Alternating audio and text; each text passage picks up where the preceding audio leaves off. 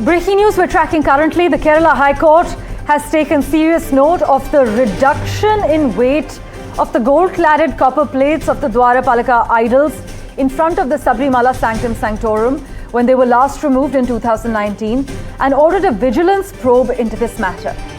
In fact, a bench of Justices Raja Vijay Raghavan V and KV Jayakumar have noted that according to the records regarding the gold-cladded copper plates of the idols, when they were removed in 2019 for fresh gold plating, they weighed 42.8 kilograms. However, when they were produced before the company entrusted to carry out the gold plating, their weight was 38.25 kgs, the court noted. So the High Court has said that the gold idol's weight fell by 4 kilograms. My colleague Uma Sudhir is tracking the latest developments. She joins us live at the moment. Uma, the High Court stating that the gold idol's weight fell by 4 kgs when they came back for gold plating.